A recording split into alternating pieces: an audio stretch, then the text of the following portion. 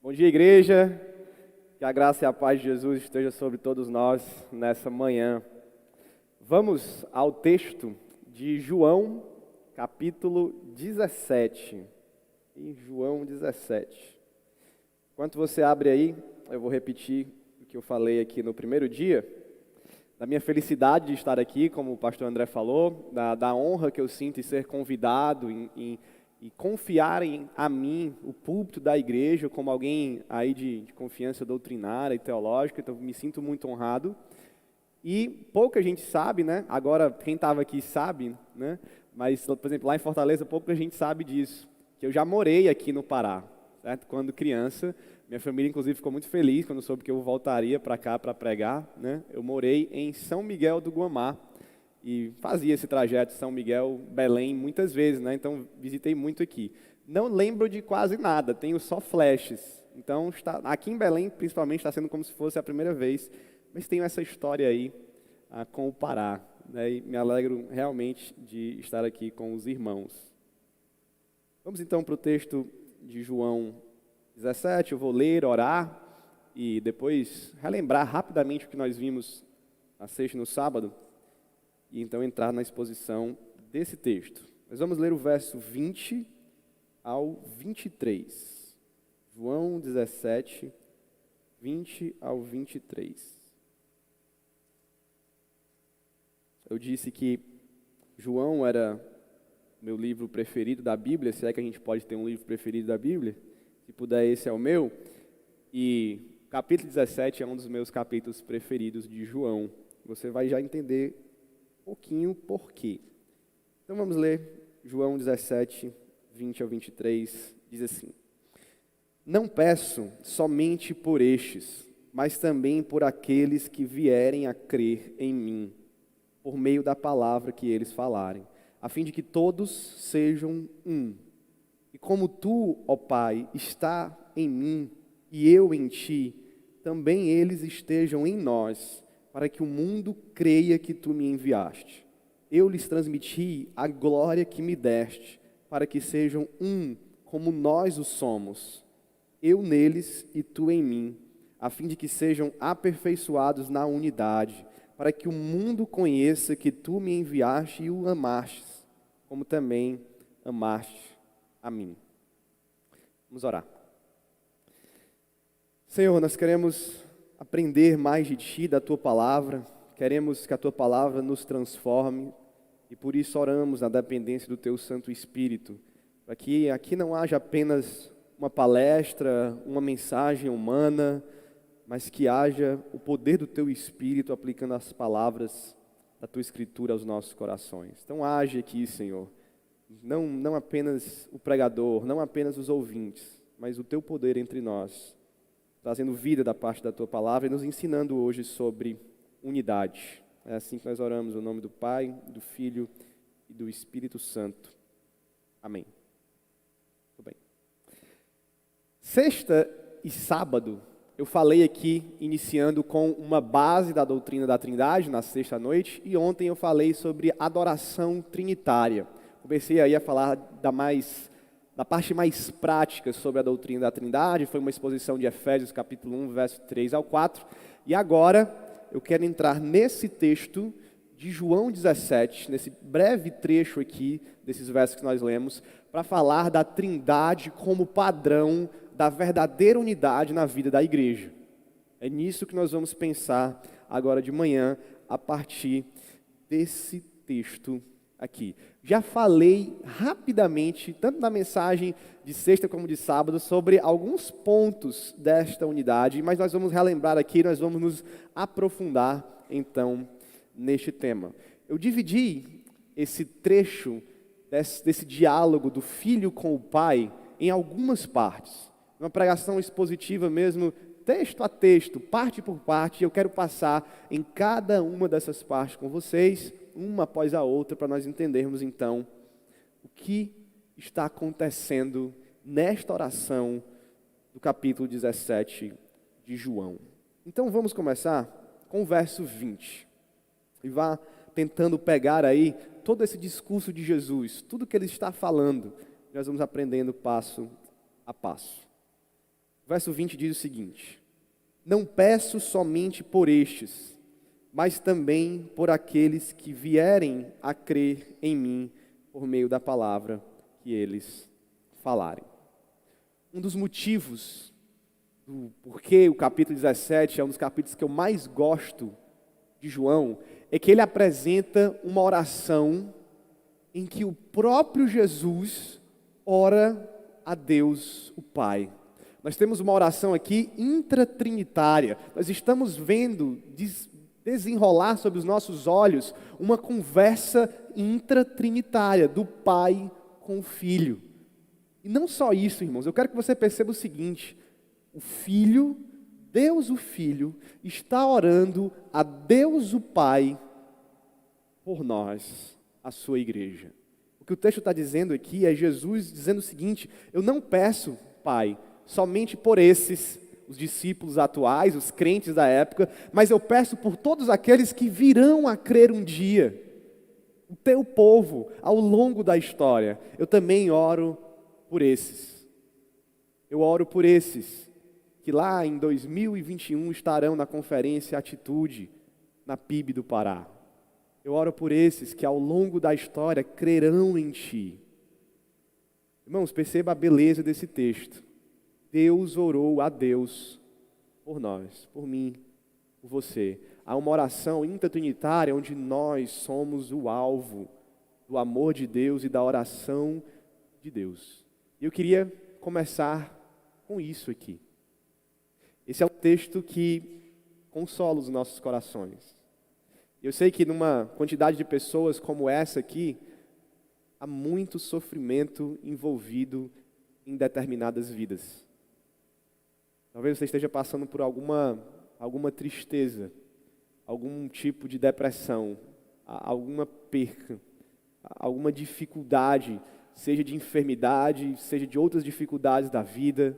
Você sabe o que você está passando, você sabe que você sente algum tipo, talvez, de rejeição, de abatimento. E o que eu queria que você fizesse hoje é saber que Deus orou a Deus por você. De que ali na conversa da Trindade, nós somos alvo de oração. O Filho se importa conosco de um modo especial ao ponto de orar ao Pai, sabendo que Ele responde. Como nós vimos ontem aqui em Efésios capítulo 1, verso 3 e 4, o Pai nos abençoou com grandes bênçãos celestiais e espirituais. O Filho, nos comprou, o Espírito nos selou. Eles estão ali, de certa forma, trabalhando para a nossa salvação, trabalhando, nos guardando para o dia da glorificação, para a glória deles mesmos. Então eu começo esse texto dizendo isso, essa grande alegria nos momentos difíceis da vida, essa grande alegria, demonstração de amor, quando nós estivermos nos sentindo talvez abandonados ou por Deus ou por alguma coisa da vida. Deus orou a Deus por você que está aqui hoje. Então essa oração é uma oração íntima do Pai e do Filho, uma oração íntima que nos inclui nessa intimidade do Pai e do Filho como alvos dessa oração. Leve isso para o seu coração, leve isso para a sua vida, leve João 17, 20 com você todos os dias. Deus orou a Deus por mim, Ele está cuidando de mim, Ele me ama, eu sou alvo do amor da Trindade. A segunda parte dessa oração é: qual é o motivo de que Deus está orando a Deus por mim? O que Ele está pedindo? Isso aqui tem suma importância nas nossas vidas. Se Jesus está orando a Deus, para que Deus então faça algo por nós, que algo é esse? E esse algo tem muito valor, irmãos. Muito. Preste atenção. Se você acha que o pastor orando por você tem valor, se você acha que o desejo santo de um pastor por você tem valor, quanto mais o do próprio Cristo, quanto mais o do próprio Deus. Então, aquilo que é motivo dessa oração deve ser levado por nós na máxima seriedade, na máxima prioridade. Deus está orando a Deus por nós por um motivo específico. E eu tenho certeza que nós queremos, né, estar conformados à oração e o pedido de Jesus. Com certeza é um pedido santo, com certeza é um pedido bom, com certeza é um pedido glorioso que Deus está fazendo a Deus por nós. E no verso 21, então, nós temos esse motivo. Jesus está orando ao Pai a fim de que todos sejam um. Ele olha para a igreja daquele momento, ele olha para a igreja de todas as épocas e ele está dizendo: eu quero unidade na vida da igreja. Eu estou orando ao Pai para que toda a igreja seja unida, esteja em plena e perfeita unidade. Aqui está esse pedido importante, fundamental, que deve estar no centro das nossas vidas também. Afinal, foi Jesus que orou ao Pai pedindo isso. O motivo dessa oração, irmãos, é a comunhão da igreja, é a unidade da igreja. E essa mensagem aqui precisa começar com isso. Se a unidade não for levada a sério, ela não vai se desenvolver. Se nós, como igreja, não tivermos essa mentalidade de que a unidade, ela não é só algo que nós devemos fazer porque é bonito, porque traz benefícios, porque é legal ter comunhão, porque é divertido, né? Porque talvez a igreja seja mais bem vista pelos de fora. Tudo isso é verdadeiro, tudo isso é importante, mas não é só isso. O motivo da unidade é que é a vontade de Deus. E isso basta, isso é suficiente, isso é o mais importante. Pastor, por que nós precisamos ser unidos? Por que eu preciso ser unido com aquele irmão que pecou contra mim? Por que eu preciso ser unido com aquela pessoa que é diferente de mim, não concorda comigo aqui, não gosta dos mesmos filmes que eu, não torce para o Remo, eu torço para o Paysandu? Por quê? Porque Deus quis, irmãos. Porque Deus orou para que você seja unido. Não é uma vontade só nossa. É palavra de Deus. É oração de Jesus. Deve ser levado muito a sério. É mandamento de Deus para nós. Nós precisamos estar conformados a essa oração de Deus, essa oração de Jesus. Então é da vontade dele que nós sejamos unidos. Amém? Muito bem. A igreja precisa perseverar na unidade. Terceira parte. Há algo que nos une. Há algo que é o centro da unidade. E é o que Jesus vai dizer agora, no verso 21 e no verso 22. Ele diz, a fim de que todos sejam um, e como tu, ó Pai, estás em mim e eu em ti, preste atenção agora, também eles estejam em nós, para que o mundo creia que tu me enviastes. Eu lhes transmiti a glória que me destes, para que sejam um, como nós o somos. Preste atenção na parte B do verso 21, que diz, também eles estejam em nós. Há uma doutrina, irmãos, da nossa salvação, que os reformadores bateram muito nessa tecla. João Calvino falou muito sobre isso, mais até do que eleição e predestinação, que é chamada a união com Cristo. E o que Jesus está dizendo aqui é, eu estou no Pai, o Pai está unido a mim, e quando eu salvo pessoas, esses salvos, eles estão unidos então a nós. Paulo fala muito sobre união com Cristo. Em Efésios você vai ver repetidas vezes a expressão em Cristo ou unidos a Jesus Cristo. Quando você se converteu, quando você foi regenerado, então se converteu, adotado por Deus, justificado, você foi unido a Jesus pelo Espírito Santo.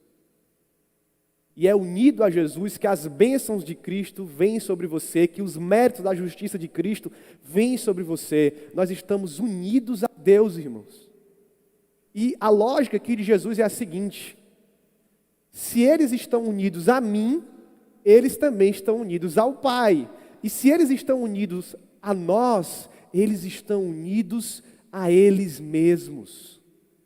O raciocínio é o seguinte: se eu estou unido a Deus e o meu irmão está unido a Deus também, eu estou unido a Ele. Nós estamos unidos ao mesmo Deus, ao mesmo centro, ao mesmo motivo de unidade. Isso aqui, irmãos, é muito sério. Muito sério. Sempre quando a gente tem algum tipo de comunhão, unidade, estou falando aqui de coisas fora da igreja, tá? Nós nos unimos em torno de algo, né?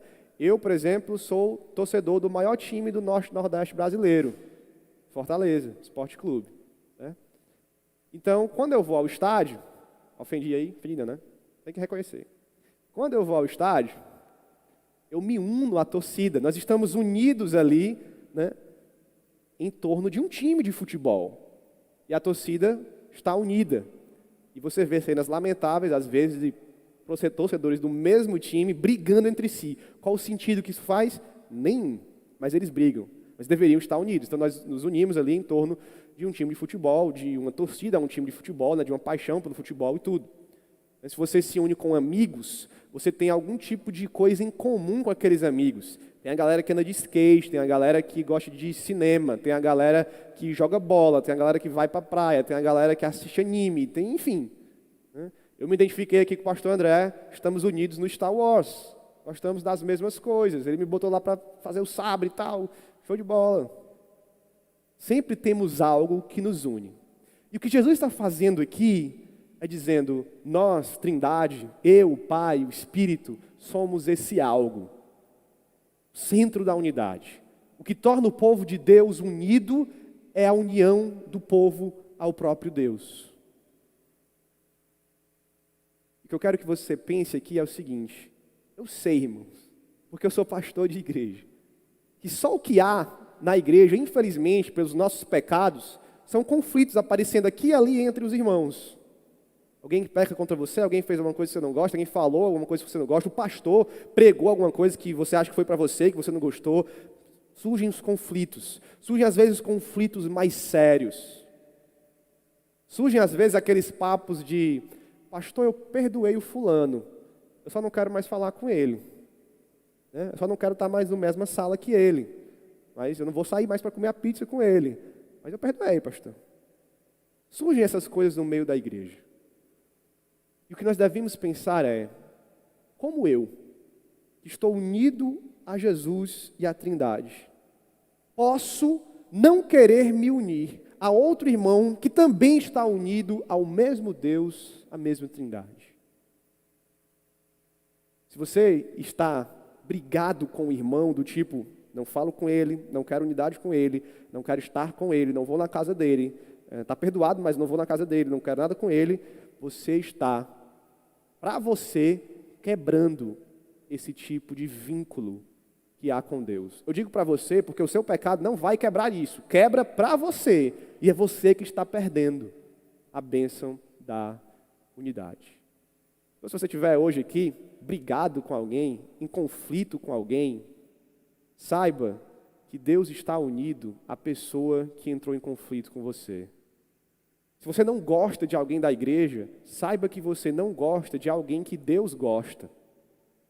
Se você acha que o fulano fez alguma coisa com você e ele não é crente, pastor, ele fez isso comigo, saiba que Deus o considera cristão, aqueles que você talvez não considere, só por causa de um conflito. Isso deve ser levado muito a sério, irmãos. Nós estamos todos unidos a Deus. E se estamos todos unidos a Deus, estamos todos unidos uns aos outros.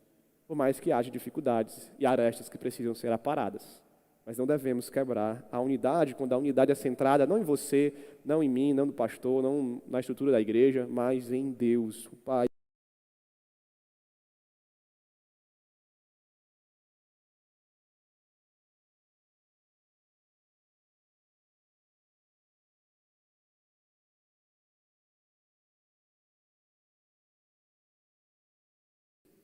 Eu lhes transmiti a glória que me destes, para que sejam um como nós o somos.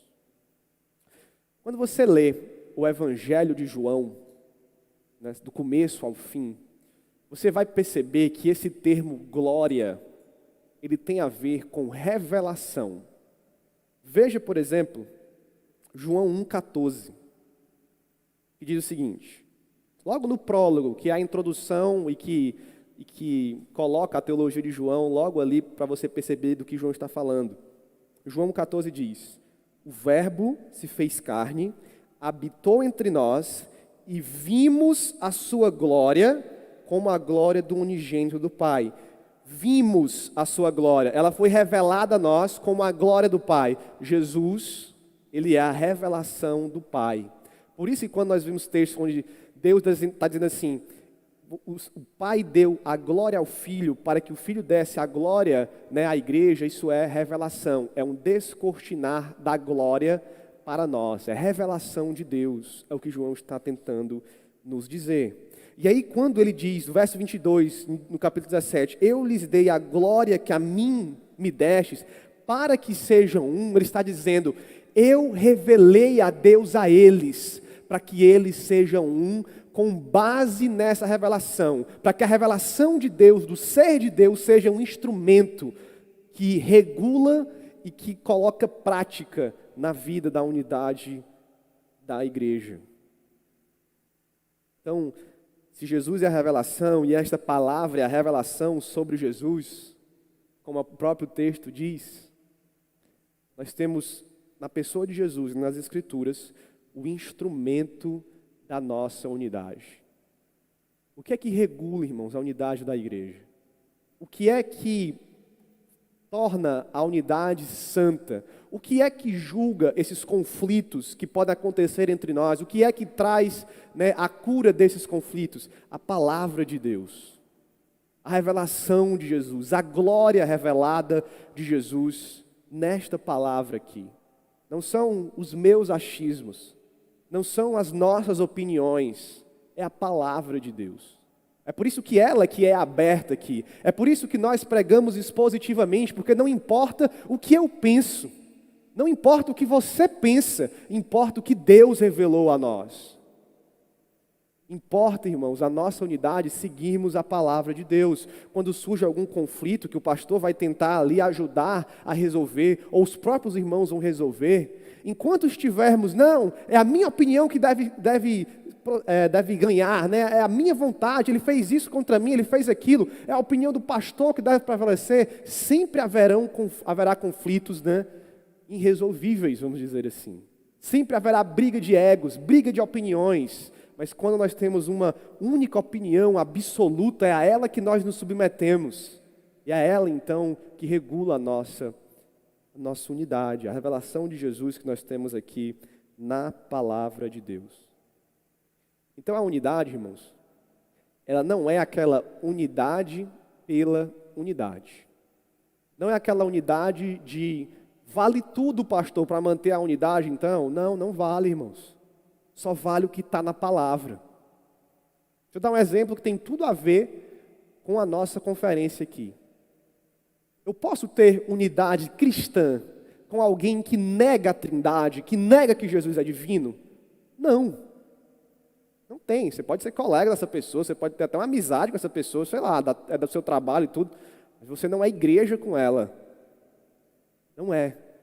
Porque ela está negando um ponto fundamental da revelação bíblica. Então não tem unidade com isso. Você pode ter unidade com alguém que é um não arrependido, que peca e que vive em pecado, não se arrepende e às vezes fala mal da igreja, e que está numa vida de pecado e continua no pecado, e foi disciplinado pela igreja, tem unidade cristã? Não tem. Não vale tudo. Não vale abrir mão das doutrinas bíblicas fundamentais. Não vale abrir mão da santidade para ter unidade. A unidade, lembre-se, não é o fim último. O fim da unidade é a glória de Deus. E nós vamos ver aqui que o fim da unidade também é o testemunho para os de fora. Então, deve ser uma unidade santa, regulada pela palavra de Deus e pela vontade de Deus.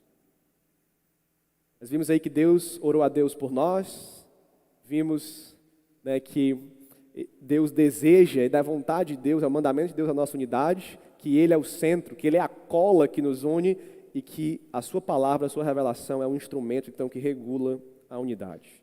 Quinta parte é o padrão. Qual é o padrão da unidade da igreja? Vamos ler nos versos também 21 e 22. Nós vamos encontrar. O verso 21 diz o seguinte: a fim de que todos sejam um, e como tua paz está em mim e eu em ti, também eles estejam em nós, para que o mundo creia que tu me enviaste. Eu lhes transmiti a glória que me deste, para que sejam um, como nós o somos. Eu neles e tu em mim, a fim de que sejam aperfeiçoados na unidade, para o mundo conheça que tu me enviaste e os amaste. O texto que eu quero que você preste atenção é: eu neles, não antes, verso 22, para que sejam um como nós o somos. Bom, isso aqui é profundo, é sério e é pesado, no sentido, é revelação pesada da palavra de Deus. Qual é o padrão de unidade que nós devemos ter? É o padrão da unidade da Trindade. Pouco, né? É muito, irmãos. O texto está dizendo aqui que Deus quer que nós sejamos um, como Ele é um, como o Pai, Filho e Espírito Santo são unidos na Trindade. Não é pouca coisa. Não é um padrão baixo. É um padrão elevado. Nós devemos seguir. Aqui, apenas uma observação importante. É claro, irmãos, que nós não vamos conseguir imitar a vida trinitária por completo. Né? Por exemplo, eles são tão unidos que eles são um só. Algo que consegue imitar isso mais de perto é o casamento. Existe uma imitação trinitária, quando dois se tornam um. Eles estão ali emulando a Trindade quando três se tornam um. Mas mesmo assim, por exemplo, não dá para eu e minha esposa sermos literalmente uma pessoa, um só corpo. A minha esposa não habita aqui dentro de mim como o Pai habita no Filho, o Filho habita no Pai, o Espírito Santo habita no Pai e no Filho. Então, logicamente, por sermos corporais, físicos, nós não conseguimos essa unidade. Logicamente, por não sermos Deus, por termos pecado, nós não conseguimos uma unidade plenamente santa, perfeita, que pensa sempre e que segue a mesma vontade.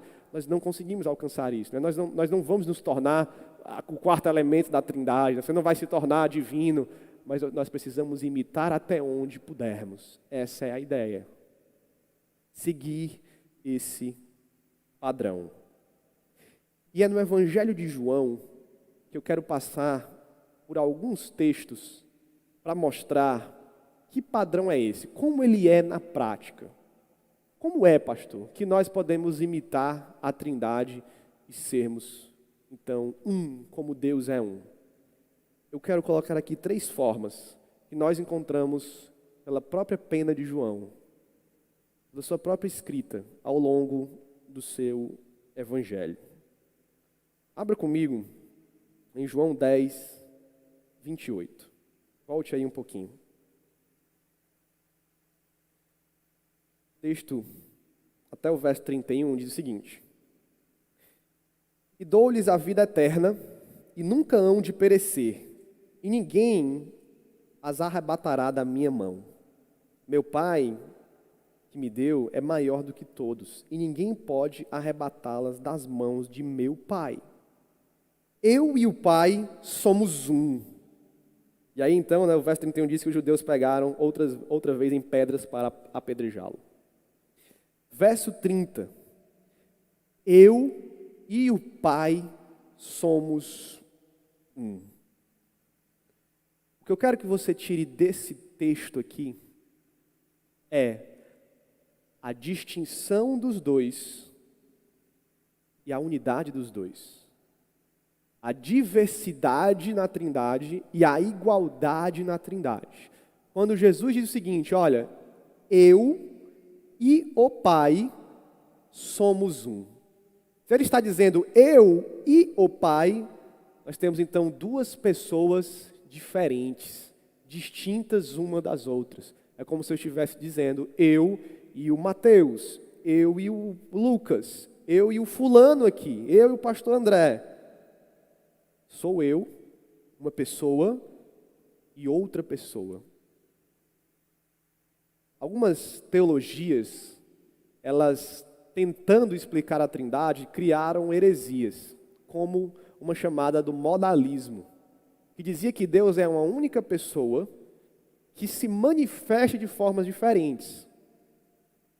Inclusive, muita gente usa uma analogia da água, né, para dizer assim, olha, a Trindade é como a água, porque é sólido, líquido e gasoso.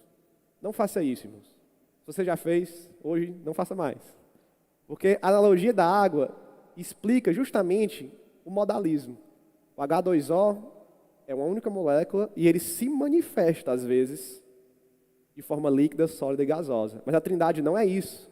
A Trindade não são manifestações diferentes de uma mesma pessoa. São 3 pessoas diferentes. São 3 pessoas distintas. Então, há diversidade na Trindade. Ao mesmo tempo que ele diz, eu e o Pai somos um. O que eu quero dizer com isso, irmãos, é que a unidade da igreja não precisa ser uniformidade. Não é a ideia aqui de que todo mundo precisa ser igual, se vestir igual, pensar igual em todas as coisas, pense igual na palavra que regula aqui a nossa unidade. Mas nós não precisamos ter os mesmos gostos, o mesmo tipo de cabelo, se vestir da mesma forma, falar da mesma forma, falar a mesma língua até. Não é esse tipo de uniformidade, é unidade. E Deus nos criou diferentes mesmo. Deus criou homem, Deus criou mulher para começar. Corpos diferentes, funções atribuídas diferentes, modos de pensar muito diferentes várias vezes. Então Deus preza pela diversidade da sua igreja. Sabe onde nós vemos isso? Nos dons. Nem todos têm os mesmos dons. Nem todos têm o dom de ensinar, por exemplo. Nem todos têm os dons para servir em alguma área que o outro tem, o outro não tem. Cada um tem dons diferentes, cada um foi capacitado de formas diferentes, cada um foi chamado para atuar de formas diferentes. Deus valoriza a diversidade. Então, nós não estamos aqui falando de que todo mundo precisa ser igual. Não, essa diversidade glorifica a Deus. A diversidade de faixa etária, de sexo, de gostos, de dons. É muito problemático, irmão, por exemplo, quando nós temos uma igreja que ela é formada pelo mesmo tipo de pessoas. Eu não sei se vocês já perceberam isso, mas algumas igrejas emergentes, algumas igrejas mais church, algo do tipo, né, pelo menos em Fortaleza isso acontece. Você olha para uma igreja dessa, ela só tem jovens. Jovens que se vestem da mesma forma, jovens que falam do mesmo jeito, jovens que têm o cabelo igual.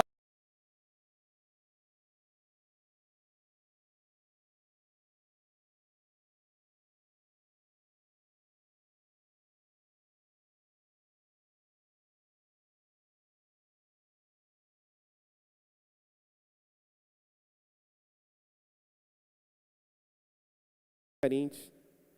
É problemático quando nós tentamos construir uma igreja de pessoas iguais. Ah, essa igreja aqui é só de quem é pobre. Essa igreja aqui é só de quem é rico. Às vezes, algumas pessoas visitam a minha igreja e olha a controvérsia. A minha igreja é num bairro carente assim de Fortaleza, que está até se desenvolvendo mais. É uma igreja onde até certo tempo só as pessoas ali em torno do bairro, né, iam para a igreja. Era uma igreja de bairro, de pessoas humildes, né? E aí começou a melhorar um pouquinho o alcance da igreja pela cidade, né? Aí, hoje em dia, algumas pessoas entram na nossa igreja e falam isso. Infelizmente, dizem assim, não vou ficar nessa igreja aqui não, porque essa igreja aqui é uma igreja de rico. Não vou ficar aqui. E aí, irmãos, se você acha que você não vai ficar numa igreja porque tem pessoas de níveis financeiros diferentes do que o seu, você não entendeu o que é a igreja. Há algo na cultura americana, por exemplo, que é muito feio, né?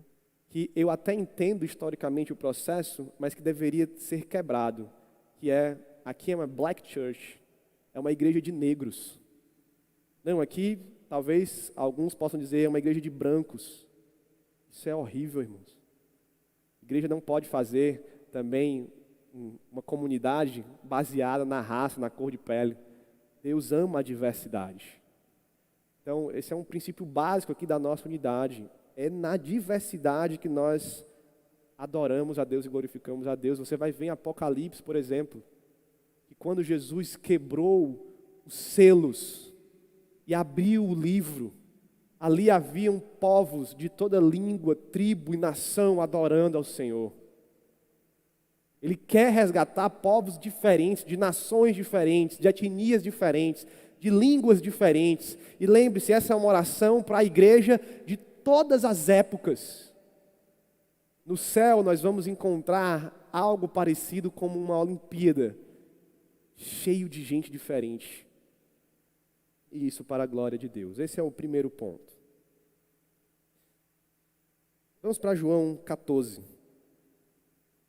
Esse é o texto que eu falei na sexta-feira, que nos mostra uma doutrina chamada de pericorese, termo grego que significa a habitação mútua das pessoas da Trindade uma nas outras.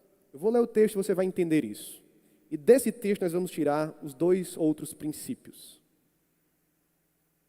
A partir do verso 8, João 14, diz assim: Disse-lhe Filipe, Senhor, mostra-nos o Pai. Isso nos basta.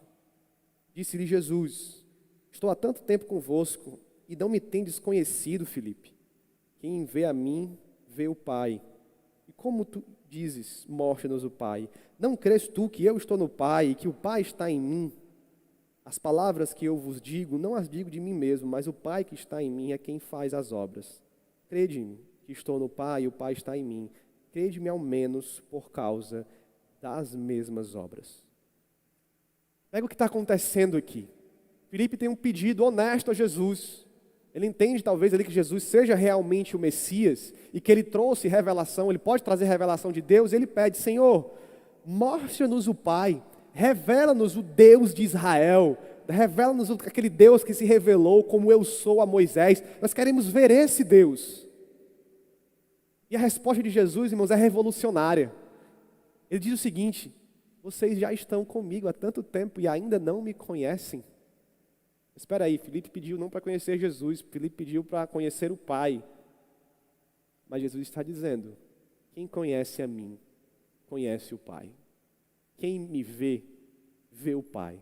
Ele diz, Filipe, creia, Filipe, que o Pai está em mim e eu estou no Pai. De novo ele vai repetir isso no verso 11. Crede que eu estou no Pai e o Pai está em mim. É isso que nós chamamos de habitação mútua.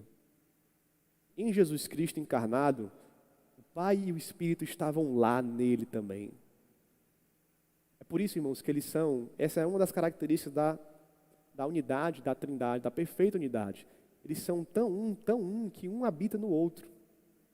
Quando um age, os outros agem também. Quando um fala, os outros falam também. Você vai ver isso nesse texto. E daqui eu vou tirar os dois princípios.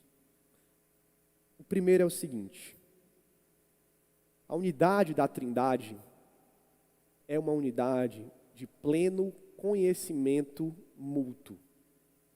Quando Jesus diz que Ele é capaz de revelar o Pai e que quem vê o Filho vê o Pai, Ele está dizendo o seguinte: o Pai está em mim. Eu conheço tanto o Pai que eu sou capaz de revelá-lo perfeitamente a vocês. João 1 vai dizer isso. Quem é capaz de revelá-lo a não ser aquele que está no seio do Pai, próximo a Ele, que é um com Ele. Então Jesus conhece muito bem o Pai, por isso pode revelá-lo. Há conhecimento mútuo na Trindade e esse é um dos padrões para a nossa unidade. Nós precisamos, irmãos, palavras básicas, conhecer uns aos outros. Na unidade da igreja, nossa vida deve estar aberta, lógico, com bom senso, com sabedoria, mas nossas vidas devem estar abertas às outras vidas. Nós devemos compartilhar da vida com os outros. As pessoas precisam nos conhecer. Quem é o Pedro? Quais são os pecados que ele luta? Quais são as dificuldades que ele tem? Quais são os hobbies dele? Quais são as alegrias dele? O que faz ele feliz? O que é que ele faz do mundo? Quais são os dons dele? Quais são os sonhos dele? Nós precisamos nos conhecer, irmãos. E é triste como pastor, quando eu vejo alguém chegar no meu gabinete e dizer: não, pastor, da minha vida cuido eu não abro minha vida para ninguém, nem na igreja. Pastor, eu não gosto de ter gente se intrometendo na minha vida. Às vezes eu aconselho: você vai começar a namorar? Procure um casal mais experiente, para às vezes você bater um papo, ir na casa deles, eles te ensinarem, discipularem, né? Compartilharem das lutas de um casal para você aprender. Não, pastor, eu não gosto de abrir assim minha vida, eu não gosto das pessoas vendo as minhas decisões. Se você está numa igreja, você está aqui para a unidade, as pessoas precisam te conhecer. Se você é do tipo: não abra a minha vida para ninguém, se você é do tipo: não quero ninguém se intrometendo na minha vida, a igreja não é para você. Não é, irmãos. Aqui é lugar, de novo, sabedoria, bom senso, santidade. Aqui é lugar de vidas abertas, onde nós conhecemos uns aos outros. Onde nós sabemos que ali o irmão está passando por isso, eu vou orar por ele. O irmão precisa ali de ajuda, eu vou ajudá-lo. O irmão se alegrou ali com alguma coisa, eu vou me alegrar. O irmão chorou com alguma coisa, eu vou chorar. Às vezes a gente pergunta os pedidos de oração das pessoas e as pessoas: não, eu não quero externalizar aqui o meu pedido. Não sei se a igreja vai... Expresse, irmão, expresse seu pedido, deixa as pessoas orarem por você, deixa as pessoas te conhecerem. Isso é bom, isso é unidade. Não há unidade, isso é básico, não há unidade se você não conhece o outro. Então, abra a sua vida para isso. Segundo ponto, é o que Jesus vai dizer no verso 11. Encerrando, ele diz o seguinte: crede-me que eu estou no Pai, o Pai está em mim. Crede ao menos por causa das mesmas obras. E aqui está um ponto de unidade. Ele também diz algo muito parecido quando ele fala assim: as palavras que eu vos digo, não digo de mim, mas o Pai também diz. Então, essa unidade de um habitar no outro, um estar no outro, significa, irmãos, que quando um age, o outro age. Quando um fala, o outro fala. E daqui eu tiro o terceiro princípio: unidade de propósito. De propósito. Você viu um vídeo aqui que fala da missão da igreja. Os 4 pontos da missão dessa igreja, maravilhosos pontos. Só há unidade se nós estivermos unidos nesses 4 pontos. Não há unidade com propósitos diferentes. Não há unidade se você vê aqui, né, que, não, um dos pontos aqui de propósitos da igreja, de missão da igreja, é anunciar o evangelho. E você vai dizer: não, pastor, eu acho que não é para a gente anunciar o evangelho, não. Eu não quero participar desse propósito aí. Não tem unidade. Não tem unidade. Unidade, a igreja precisa estar focada na mesma missão, nos mesmos propósitos. Nós, batistas, temos algo muito belo: a assembleia, o congregacionalismo. E mesmo nas discussões, nas opiniões diferentes que surgem na assembleia, no final das contas nós precisamos estar fechados no mesmo propósito. Não há, irmãos, por exemplo, uma igreja unida quando parte da igreja quer plantar uma igreja lá não sei aonde, parte da igreja lá não sei acolá, e fica uma briga: não, a gente tem que ir para lá, não, a gente tem que ir para cá. Precisamos chegar num propósito único.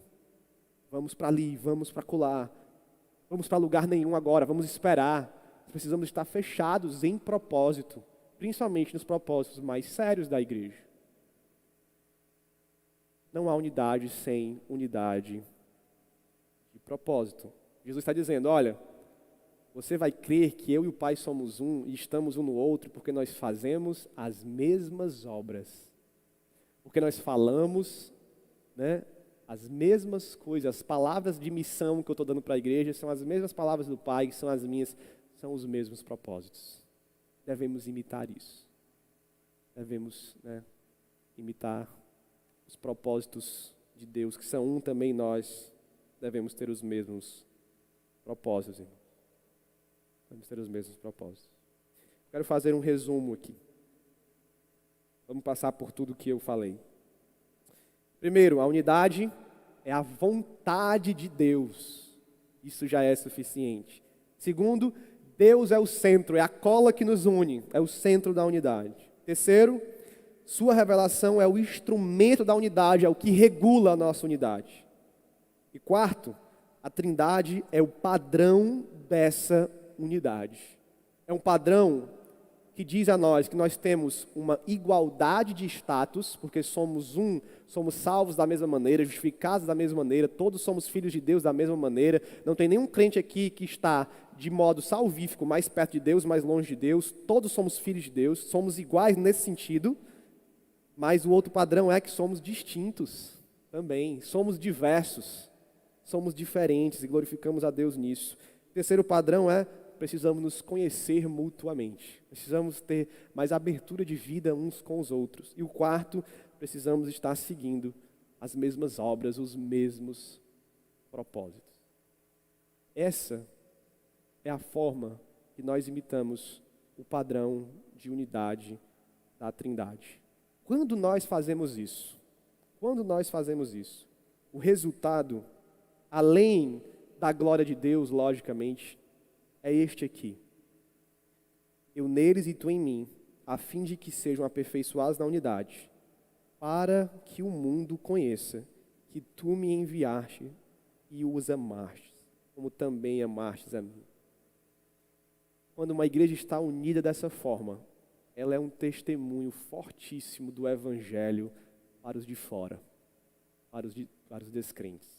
É um testemunho fortíssimo da verdade que o Pai enviou o Filho para nos salvar. Sem unidade, testemunho fraco, testemunho que não serve. Alguém entra na igreja e logo percebe: essa é uma igreja dividida, essa é uma igreja que os irmãos não se conhecem, essa é uma igreja que tem cheia de gente, cheia de propósito diferente, não há unidade nisso, é uma igreja cheia de brigas. E as pessoas vão dizer: se essa igreja é assim, que Deus é esse? Então a unidade serve como testemunho. E é um testemunho, irmãos, de que Deus nos ama. E olha como esse trecho, acaba. Ele começa com uma oração de Deus a Deus por nós. E ele termina dizendo que Deus, o Pai, ama a igreja como ama o Filho. Ele diz: que o mundo conheça que tu me enviaste e os amaste, como também amastes a mim. É assim que você é amado. Não, logicamente, não como se você fosse da Trindade ou como se você fosse próprio filho, unigênito, mas você é um filho adotado. E quem adota filho sabe que você também ama. Deus te ama como Ele ama o seu próprio Filho divino. Isso é maravilhoso. Vá para casa com essa. Vamos orar. Senhor, queremos te agradecer por tamanho amor que o Senhor tem conosco. Te agradecer por essa igreja, tanto a igreja de todos os tempos, como essa igreja local aqui. Porque o Senhor nos comprou com o teu sangue, o Senhor nos uniu a ti para que sejamos unidos uns com os outros. Perdoa os nossos pecados, Senhor. Tem misericórdia de nós. Perdoa as nossas divisões, os nossos vãos conflitos, Senhor. E nos traz unidade. Unidade santa, unidade gloriosa, unidade de testemunho, unidade evangelística, Senhor. Cria em nós essa igualdade na diversidade, esse conhecimento mútuo, essa igualdade de propósito, alinhamento de propósito, Senhor. Não nos permite, Senhor, dar um testemunho ruim ou fraco do teu ser, do teu poder, nos dividindo e criando intrigas e conflitos, mas nos faz para que nós possamos dar o testemunho correto ao mundo e te glorificarmos da maneira correta. Que o padrão da unidade seja o padrão da Trindade. No nome de Jesus que nós oramos. Amém.